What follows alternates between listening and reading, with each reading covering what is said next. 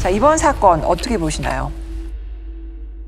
대한민국 국민들이 바라보는 이 간첩이라고 하고 북한에서 생각하는 간첩, 이게 개념 자체가 전혀 다릅니다. 우리는 이번 사건을 가지고 이제 간첩 사건이 이렇게 이야기하지만 이건 북한에서는 간첩이라고 보지 않고 합법적인 지하당 조직, 그다음에 합법적인 군중 동원, 이런 혁명가적 프레임으로 다가가고 있는 겁니다. 그래서 그러면 이렇게 북한이 대남 적화 통할, 예를 들면 암살 이런 걸 하는 간첩, 또 정보 수집을 위한 간첩, 그다음에 지하당 조직 간첩, 이런 부류를 놓고 보면 이번 일은 그중에 어느 한 부류, 빙산의 일각으로 볼 수 있다, 이렇게 생각합니다. 충격적인 게 뭐 간첩이든 지하당 조직이든 간에 우리나라의 군사 전략에 영향을 끼치려 했다라는 부분은 굉장히 충격적일 수 있는 부분 아닙니까? 그 영화를 보면 난공불락의 어떤 성벽이 잘 지켜지다가 어느 순간 무너지는데 그게 어떻게 무너지느냐?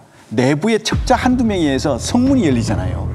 이 성문이 열리면서 안에 들어가가지고 성을 지키고 있던 군인들과 백성들이 참사를 당하고 결국 살아남은 백성들은 노예로 끌려가고 이러잖아요. 지금 이번 간첩 사건을 보면서 이 구속된 간첩들은요, 결국은 우리 대한민국이라는 그 성을 유사시에 내부에서 문을 열어주는 그런 역할을 하는 자들이다. 저는 이렇게 생각하거든요. 이런 어떤 그 사건을 접하면서 참 많은 국민들이 두 가지를 저한테 얘기를 하더라고요. 이 정권 하에서 오죽하면 그런 어떤 그 간첩들이 잡혔겠느냐, 이런 어떤 얘기를 하고요. 두 번째는 비단 이들뿐이겠느냐, 이 두 가지를 저한테 얘기하더라고요.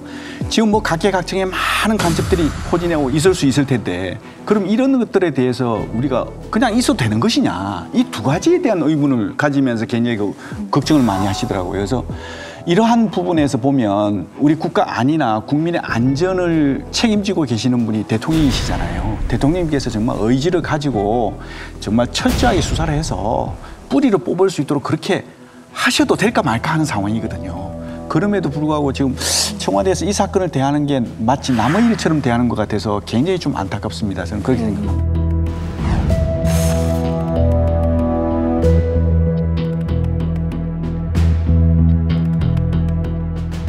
저는 이 사건을 보면서 가장 놀란 것은 소위 간첩의 평범성이 오히려 더 놀란 것이 아닌가 싶고요. 이들이 주장해왔던 구호들이 대표적으로 F-35에 대한 반대를 얘기했지만 실제로 지금 재난지원금이 F-35 등 국방 예산에 들어가는 돈 뽑아서 지금 재난지원금을 쓰고 뭐 이런 식이어서 이것도 상당히 유사한 부분이 있는 것이 아니냐라는 생각을 할 수 있고요. 지령으로 받았다라고 하는 내용들도 너무나 한국 정치에 있어서 너무나 아주 밀접하게 관계되어 있는 것들이죠.